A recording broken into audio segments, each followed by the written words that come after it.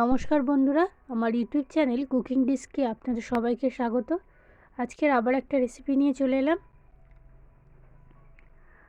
Chicken chowmein.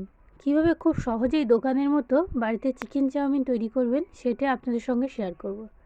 তাহলে চলুন উপকরণগুলি দেখে নেওয়া যাক। নিয়েছি একটা hakka noodles, vinegar, dark soya sauce এবং টমেটো কেচাপ। আর কি নিয়েছি, গাজরটা আমি লম্বা লম্বা করে কেটে নিয়েছি, পেঁয়াজ কেটে নিয়েছি আর কাঁচা লঙ্কা কুচিয়ে নিয়েছি। চিকেনটা ছোট ছোট পিস করে নিয়েছি। কড়াটায় গরম হলে কড়ার মধ্যে আমি একটু জল দিয়ে দেব।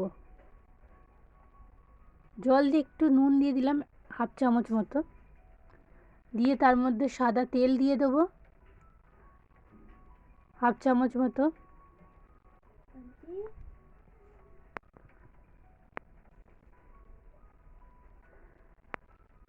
জলটা ফুটে এলে তার মধ্যে আমি হাক্কা নুডলসটা দিয়ে দেবো।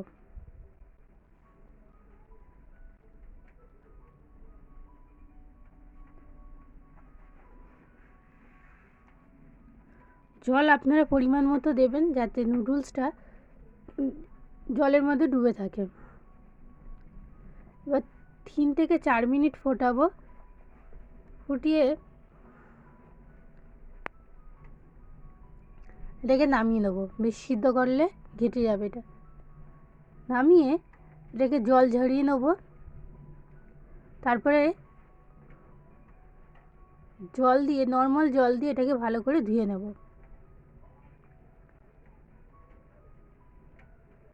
নিয়ে এর মধ্যে একটু সয়াবিন তেল ছড়িয়ে ভালো করে মাখিয়ে নেব, যাতে এর মধ্যে কোনো বাবলস না থাকে। কড়াটা গরম হয়ে গেলে কড়ার মধ্যে একটু সাদা তেল দিয়ে দিলাম, দিয়ে এর মধ্যে চিকেনের মধ্যে হলুদ, নুন এবং লঙ্কা মাখানো চিকেনটার মধ্যে দিয়ে দিলাম। তেলের মধ্যে দিয়ে চিকেনটা ভালো করে একটু ভেজে নেব।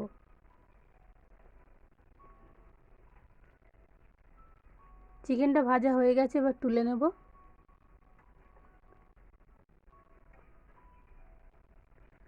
তার মধ্যে আবার একটু সাদা তেল দিয়ে দিলাম, দিয়ে পেঁয়াজ কুচিটা দিয়ে দেবো। তারপর এর মধ্যে কাঁচা লঙ্কা কুচিটা দিয়ে ভালো করে এটা একটু নেড়ে এর মধ্যে কেটে রাখা গাজর কুচিগুলো দিয়ে দিলাম।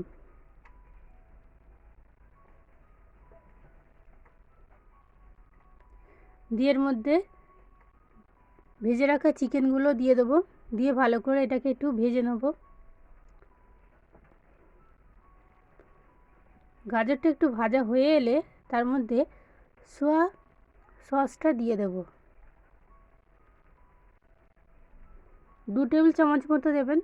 আর দিয়ে দিলাম 2 টেবিল চামচ মতো টমেটো কেচাপ আর 1 চামচ মতো ভিনিগার দিয়ে ভালো করে এটাকে একটু ভেজে নেব। তারপর এর মধ্যে নুডলসগুলো দিয়ে দেব,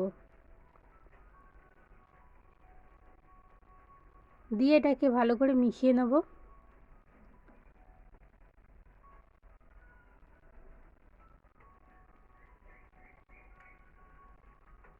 দেখতেই পাচ্ছেন কত সুন্দর হয়েছে কালারটা।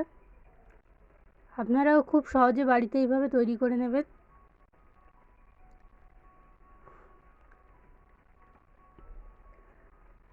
খুব সহজে আপনারা বাড়িতে এভাবে চিকেন চাউমিন তৈরি করে নেবেন। আজ এটুকুই, দেখা হচ্ছে পরের ভিডিওয়। ভালো থাকবেন, সুস্থ থাকবেন।